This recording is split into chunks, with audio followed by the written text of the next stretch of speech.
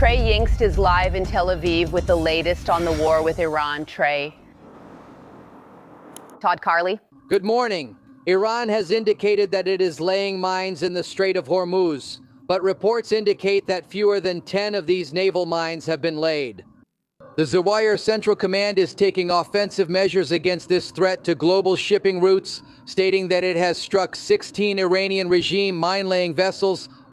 As this continues, it represents a major threat to shipping routes, since 20% of the world's oil passes through there. President Trump posted on Truth Social, "If mines are laid and not removed soon, Iran will face military consequences on a level never seen before. If, on the other hand, they remove them, it will be a big step in the right direction." Under tension in the Persian Gulf and Oman, efforts are being made to weaken the Iranian regime after the launch of new ballistic missiles against Israel and its neighbors. Look, earlier today, some of the missiles were intercepted. The siren sounded 4 times during the night.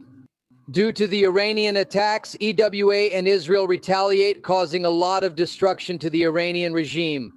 Look at this video from the Red Crescent Society on Tuesday after attacks occurred around Tehran and throughout western Iran. The Prime Minister of Israel, Benjamin Netanyahu, commented on the ongoing operation, saying the following: "We are in a campaign against a cruel enemy that wants to destroy us. We destroyed their nuclear and ballistic capabilities in Operation Ascending Lion. After that, instead of learning their lesson, they tried to rebuild them and bury them deep underground so that we could no longer reach them." In addition to looking east, Israelis are focusing on the north, where the Lebanese Hezbollah, backed by Iran, is suffering new attacks in Dahieh, Beirut, and at several of the organization's launch positions. A spokesperson for the Israeli Armed Forces commented on the operations against Iran's main ally. In recent days, we have identified that Hezbollah is trying to increase the attacks against northern communities and expand the range of fire to other areas of the country. Hezbollah is suffering heavy blows. We are deepening the damage to their capabilities every day, and we are putting more pressure on them. Local authorities believe that the war between Israel and Hezbollah may last longer than the conflict with Iran. Preparations are underway, and the media reports that the Golani Brigade, which was operating in Gaza, will be transferred to the northern border in preparation for new offensive actions. And a Trey said that Iran is increasing the use of these cluster munitions. And these are warheads that open at high altitude and then scatter dozens of small submunitions over a wide area. How challenging will this be for Israel's air defenses from now on? Good question. We've already seen these munitions being used. We were at a location this week where a cluster munition hit a residential building in Tel Aviv. On that occasion, a single Iranian ballistic missile exploded over the city, and there were 12 impact points. They can put dozens of these munitions on top of a ballistic missile, causing serious injuries or deaths. Yesterday, 2 people died in Israel in one of these attacks. And we expect the Iranians to continue, since their ability to hit Israel and the Gulf is limited, as Israelis and Americans attack these launch positions. Such weapons are prohibited by international law, but again, who expects Iran to follow international law? Yanks lives. Thank you. We present Alex Gray, former chief of staff of the NSC in the Trump administration. Alex, let's go back to the mines real quick. We've weakened Iran's navy, and now it seems we're on the right track to degrading their ability to deploy mines. So what else can Iran do to block the Strait of Hormuz? Well, they're running out of options. I mean, the reality is that ZUA, the Navy, has trained for decades to keep the strait open. The Iranians have some asymmetric capabilities. Think of other terrorist groups and proxies. But we're starting to show, as seen yesterday, the ZUA Navy successfully leading tankers through the strait. You start to see.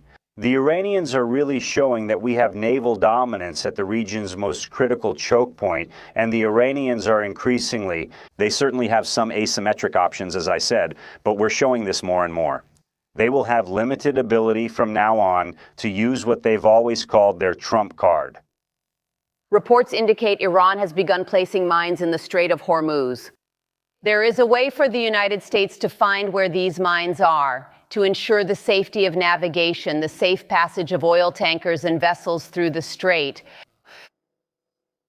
The U.S. has been training to do this for a long time.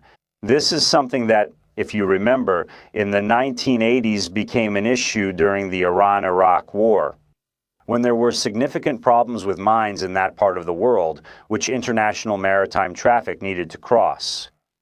We have a lot of capacity to deal with this, and I think President Trump is showing in the attacks your reporter just mentioned that the president is showing he will not tolerate the Iranians holding international maritime traffic hostage.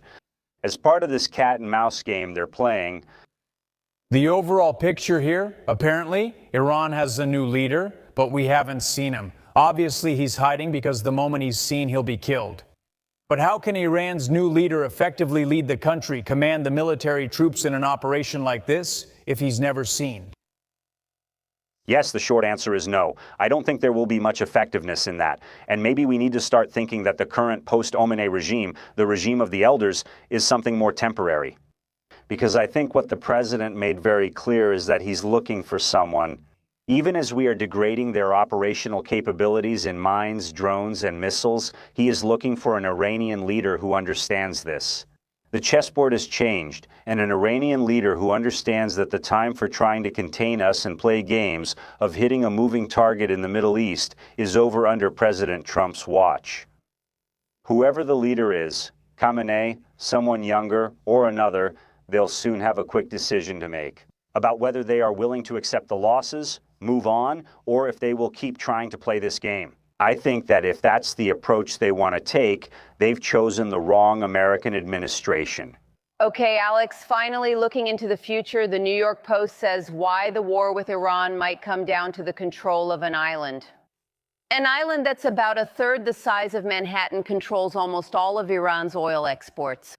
Experts say that Karg Island is essential to Trump's strategy against Tehran, as it handles 90% of Iran's crude oil exports, and destroying it would mean significantly cutting the military budget, and it would also seriously harm the basic services that keep Iranian society running. But controlling this entire island involves major military challenges, so what's happening here? The island of Karg, it's something that the U.S., militarily, just like the Strait, has known for a long time, which is a crucial choke point for the Iranians, both economically and militarily. The U.S. armed forces and our Israeli colleagues know well what capabilities are needed to neutralize this. And I believe that President Trump is now most likely considering a range of options within a spectrum of escalation possibilities. What they must be thinking, Carly, is this. What are the Iranians willing to do to ease this tension and give the U.S. the strategic victories that we really need to have? Or things like Karg Island will indeed be very much on the agenda. The situation keeps changing in Iran. Alex Gray, thank you for your excellent analysis.